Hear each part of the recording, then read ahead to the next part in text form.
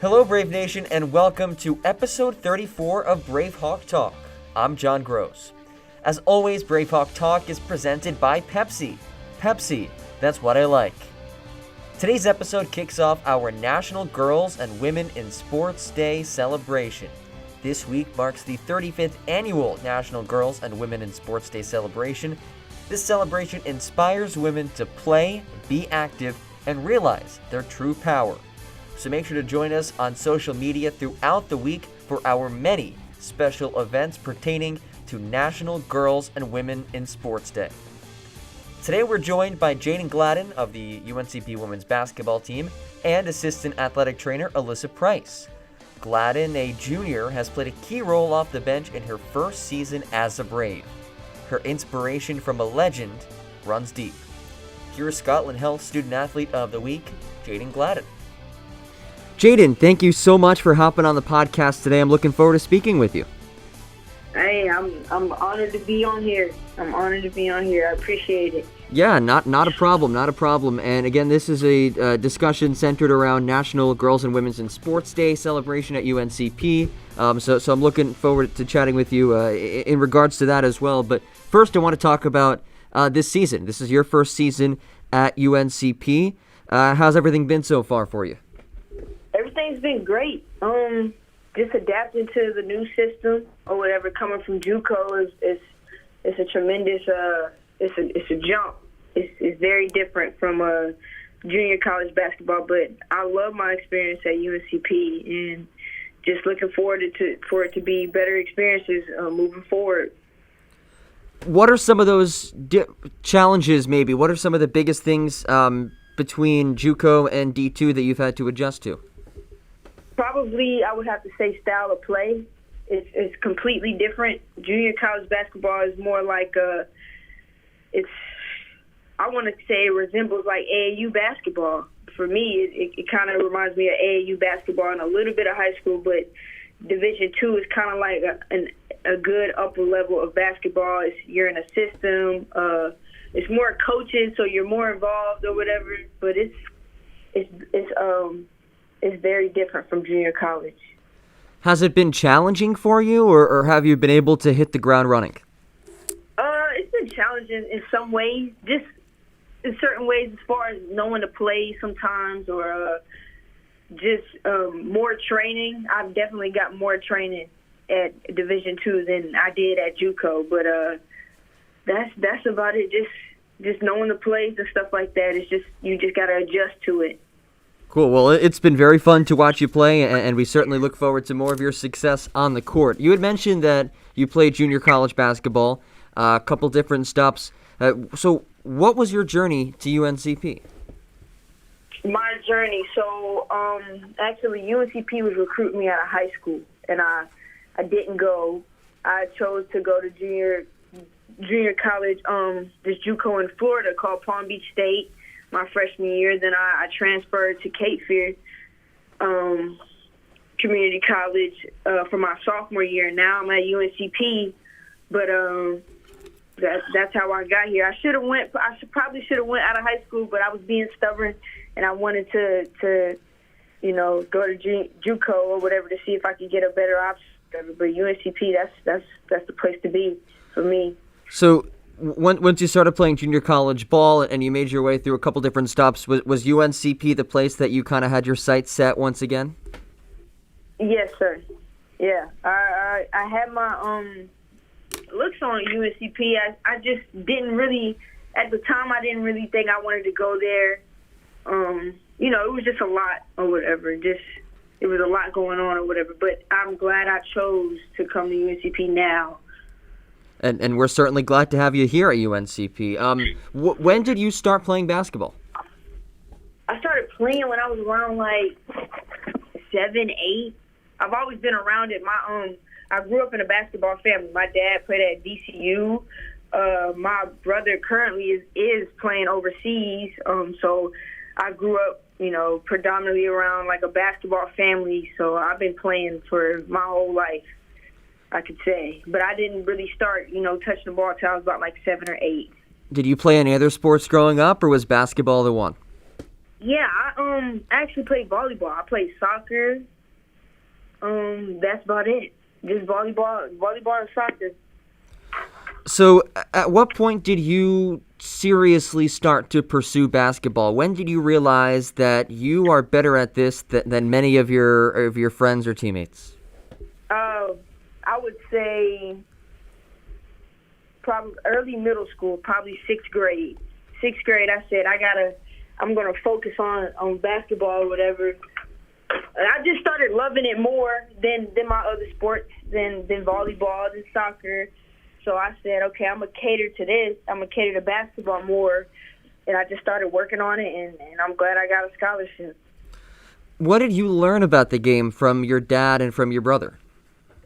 What did I learn? Yes.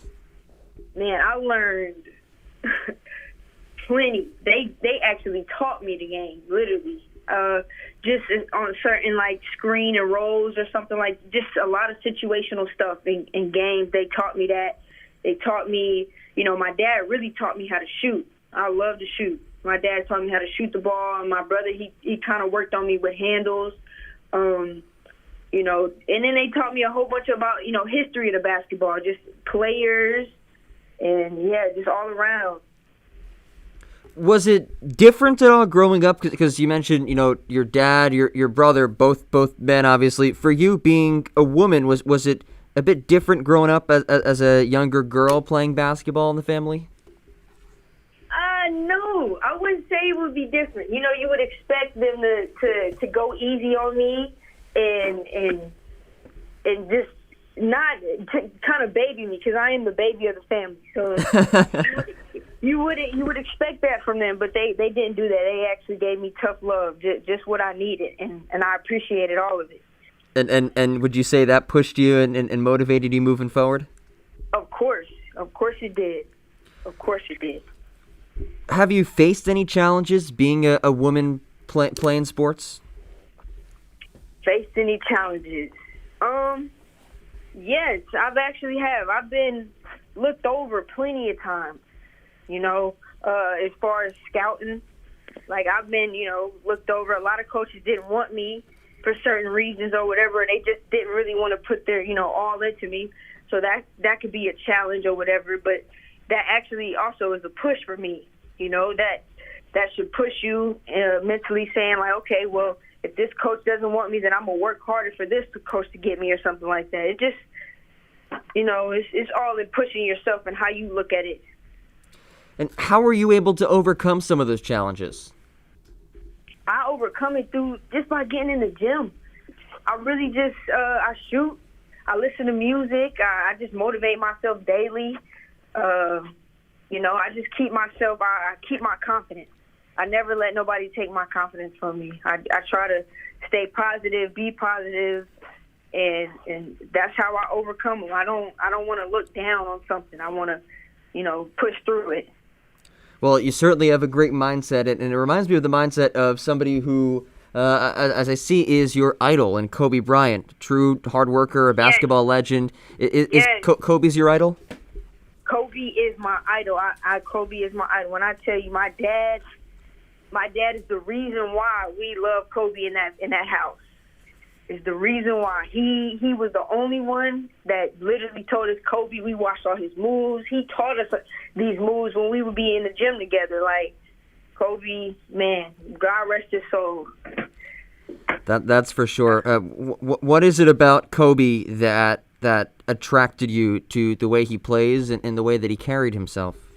Man, his demeanor, his confidence in himself, his just ability to do. Man, he's just an all around good player. Literally, one of the best. He is the best. Everybody talks about LeBron, but really, I choose Kobe. But Kobe, his demeanor. I've always, sometimes if I do lose confidence, I try to think of Kobe and how, like, you can never lose confidence in yourself. The only person that's going to believe in you is you. Like, you got to push through everything. So Kobe just motivated me through so much. Yeah, that's that Mamba mentality. Is there a favorite Kobe moment that stands out to you? Favorite Kobe moment? Yes. When, I think it was when, it was in the finals, and I remember, I don't know if it was 2009 or 2010, and it was I think they was in the finals or whatever, but I think Kobe had hit a game winner or something like that, and I was in my brother's room, and we went crazy. We went crazy over it, and we literally ran downstairs, and I remember my mom yelling at us because we were so loud, but my dad was just as happy as us, so she couldn't really get mad. So that was probably my favorite moment of Kobe when he hit that game winner. But any moment of Kobe is my favorite moment. Like, even when he steps on the floor, he leaves it all on the floor, and that's what matters. And it's a tough question for me to ask because, like you said, there are so many great, iconic Kobe Bryant moments, but that's certainly a special one. And circling back to kind of the underlying theme of our discussion, girls and women in sports, Kobe Bryant was one of the most prominent male figures who advocated for girls and women in sports. When you would see him promote the women's basketball game, how would that make you feel?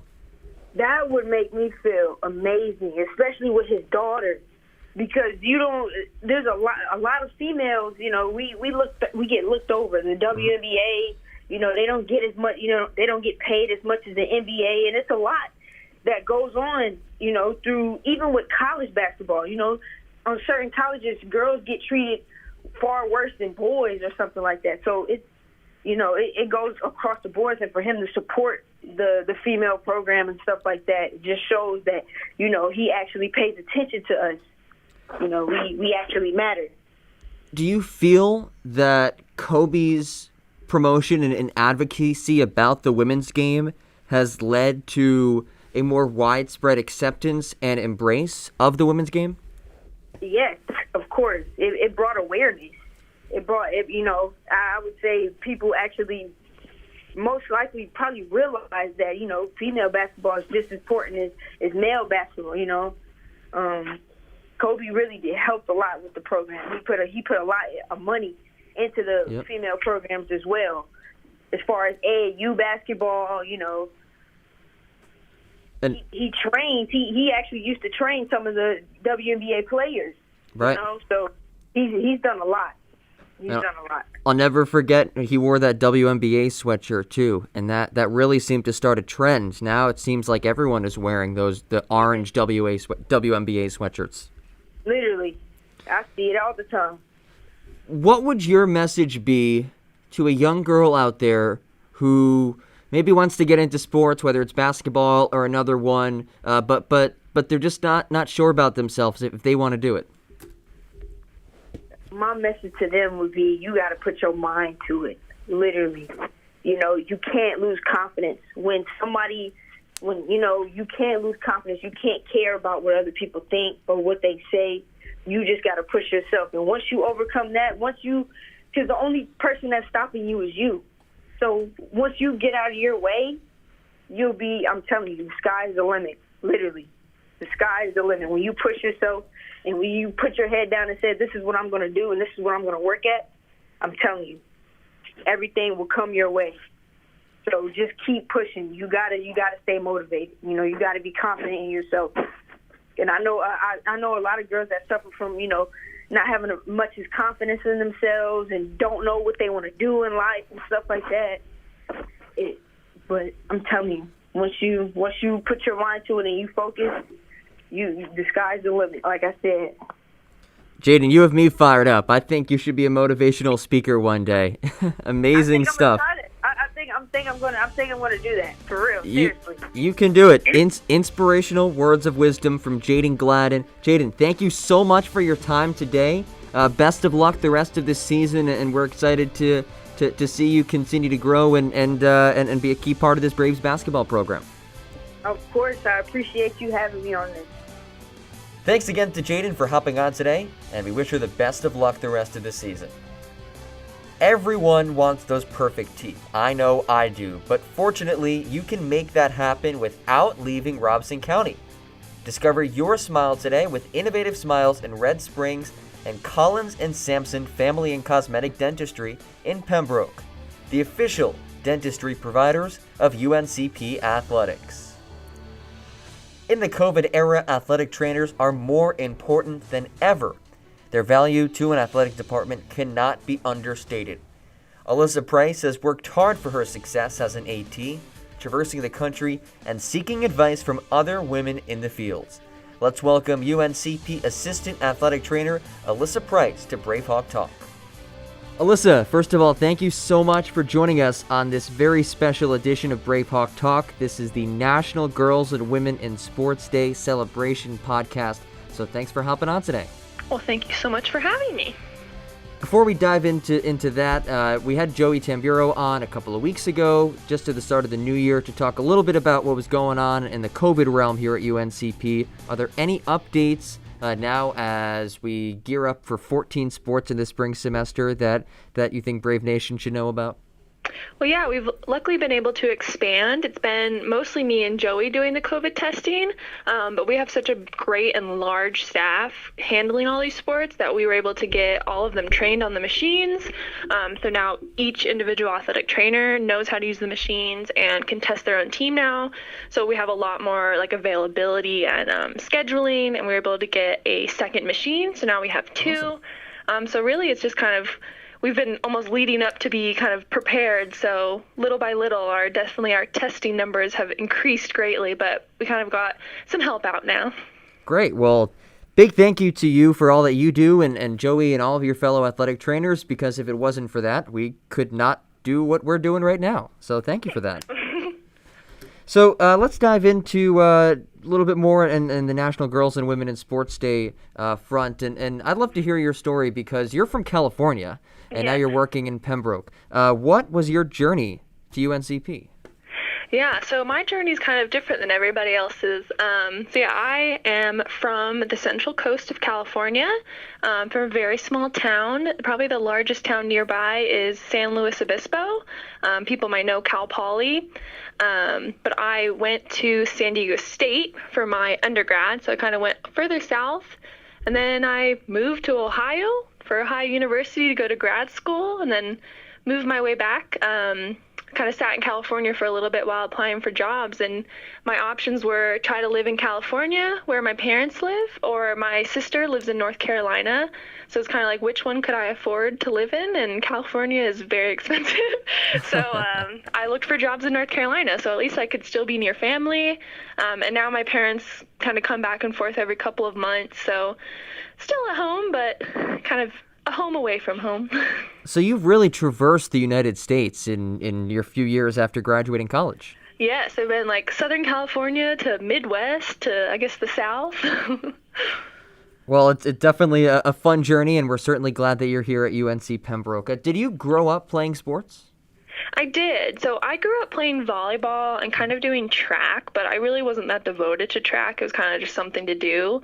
But volleyball was, me and my sister both trained volleyball for quite a while, so that was my main focus sport. And when I decided to go to college, I kind of had to pick if I wanted to pursue playing volleyball or go to athletic training, and I didn't have the passion for it anymore and wanted to do athletic training, so I gave up on volleyball.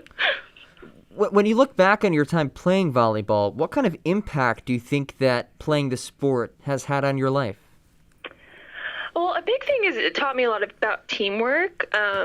We had some challenges with my team in high school. We had people get kicked off and stuff like that. So I remember that was my first kind of toes in the water experience of oh, sometimes people disappoint you and you have to work together to try to rally up and kind of become a new person and be a team. And actually playing volleyball is what exposed me to athletic training, because luckily enough, I had an athletic trainer, and I'm a bit injury prone. So playing volleyball kind of changed my whole career because it exposed me to what I wanted to do. So that's what really led you on this career path, your volleyball playing career? Yeah, volleyball, and by proxy all my injuries, and then kind of getting to experience what athletic training was while being injured. And was that your first exposure to the field of athletic training? Yeah, so that was the big one is my former athletic trainer, Shelby, she taught a sports medicine class as well. So after being injured so much, I chose to take her class as an elective. So we kind of got to work all the games as athletic training students, which really at the time all we did was hand out water bottles, and then it was the most exciting was when we got to clean up blood. So we just kind of got to be her little helpers. But yeah, that was what made me decide. I mean, from that point on, I was like, oh, I think I want to do this. Was that pursuit of a career in athletic training what dictated your college choice as well? Yeah, so programs in athletic training are very specific. You have to have an accredited program. A lot of people think that you can just major in kinesiology and become an athletic trainer, and you actually can't. So you have to specifically go to a school that has an accredited athletic training program, and that's a pretty limited amount. And so I applied to all the ones in California, and San Diego State had one of the largest athletic training programs, and in my opinion, it's one of the best in the nation.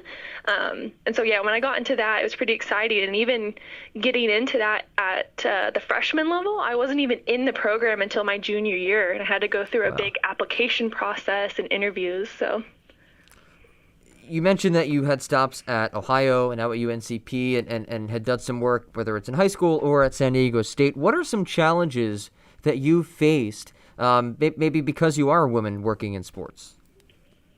Yeah, sometimes, I mean, as of now, as the time has gone on, it's become more and more inclusive. And I mean, even here, it's really like, I feel quite a part of the team, and really there's no big differences. But I can think of some of the challenges are like little silly things. Like I remember as an athletic training student traveling with football, we would travel 4 hours to go to a game, and when we'd get there, and they only had the men's bathrooms unlocked. Wow. And so all of the girl athletic training students were like, what are we supposed to do?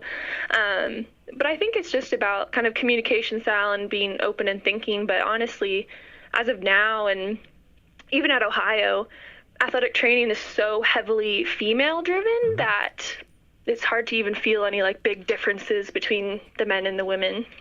And in any of those challenges that you may have faced, and they may have been smaller, but certainly challenges, how were you able to persevere and move forward through that?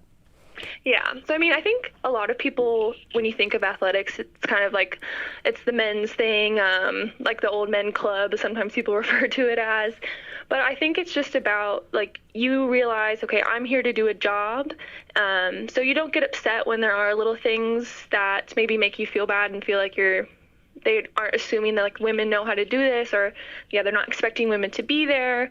But it really just gives you kind of grow from it. You're like, okay, I'm here to do a job. And then the more you see people and more women you see in sports kind of makes you feel better and be like, okay, well, my struggles then and me bringing it up to people, bringing it up to supervisors, maybe it changed it in the future. So now other athletic training students aren't going to arrive to a away game and have no bathrooms to go to, you know? Hopefully. Working at UNCP, you have the opportunity to work with two phenomenal programs, women's basketball and soccer. Is that a point of pride for you that you're able to work with two women's programs? Yeah, I love working women's sports. Since I was a GA, I kind of focused on women's sports, and I think there's something so unique about it, and I love working with the women's sports because they're just such good teammates, and you really get to feel a connection with them, especially having the teams that I do. They're all such good women. That's really inspiring to get to work with them because there are some really great individuals on these teams. Have you ever had any situation, because I know a lot of people who are athletes, and kind of like your story, you know, you were an athlete and then you went into athletic training. Have there been student athletes who you've worked with at UNCP or prior who have expressed interest in pursuing a career in AT? Not at UNCP, because usually the girls on our teams are pretty career-driven already, and they have their minds set pretty well. But I've had at Ohio and places like that, I had an athletic training student who was an athlete. So it was really fun to get to work with her and kind of see her on both ends of like seeing her on the athlete side and getting to be her preceptor and mentor on the athletic training side. But it's pretty hard for athletes to become athletic trainers because their time commitments are so heavy for both. What is the end-all, be-all goal for you, career-wise? You know, at this point, it's kind of up in the air. I just really love medicine, so it's kind of wherever I can do the most medicine, take care of the most people.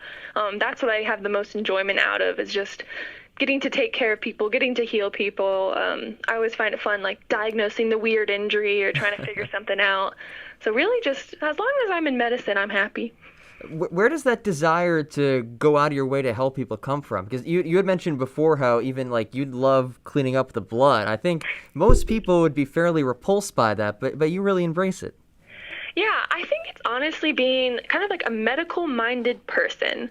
So my mom is a nurse, and ever since I was little, I kind of always enjoyed medicine. And even in like elementary school in first grade, we used to call me Nurse Alyssa. And during recess, I would roam the playground, and I would help anybody who got injured before the like yard duties could get there.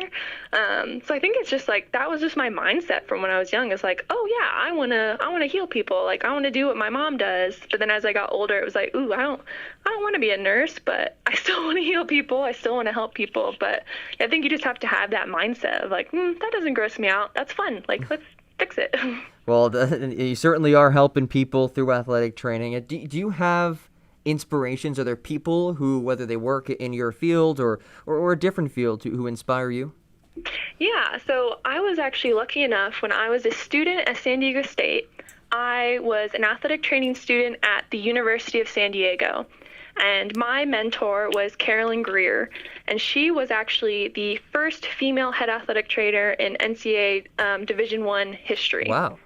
Yeah, so it was a real honor to get to work with her, and I'll always just remember how powerful she was and how respected she was, and she never let anybody like walk all over her because she was a 5'2" little tiny lady, and she was always just an inspiration to me. And I've had a lot of people on the way be inspirational to me. At Ohio, my boss was a female, and she was amazing. She had 3 kids. She had twins while I was there, and she never let it slow her down, kept working. So they're big inspirations to me because I just wish I could be as strong as they are and as confident as they are. What are some of the biggest things that you learned from both of them? A lot of it is confidence and being stern, because a lot of times and I think as a women in general, we often feel the need to apologize, and sometimes we maybe are a little more timid and don't want to stand up for ourselves. So they really taught me to try to stand strong for myself, because I tend to try to back away and get a little scared. And they were definitely teaching me, like, you need to be strong. Doesn't matter what people say, like, you stand up, you're strong, you're doing what you need to do, and that's all you can do. Well, you just talked about some people who inspire you and gave you advice. I want to flip the script now. One of the main themes of National Girls and Women's in Sports Day is lead her forward. So what would your advice be to those young women out there who want to pursue a career in athletic training? Yeah, I mean, the biggest thing I could say to them is just keep going. Athletic training is becoming a majority female anyways, but like you can do anything the guys can do. We have tiny girls who are stretching out giant football players, and there's really no limits. Like, there's no physical limits. Everything that's in athletic training can be adapted, and it's all just about your own unique style. So really, if you want to do it, there's nothing stopping you. You just have to want it and work at it. Awesome. Well, Alyssa, thank you so much for your time today. Thank you for all that you do for UNCP Athletics. Well, thank you so much. Thanks so much for tuning in. A reminder, follow us on all of our social media platforms at UNCP_sports, and also subscribe to our YouTube page. Have a great week, and remember to mask up.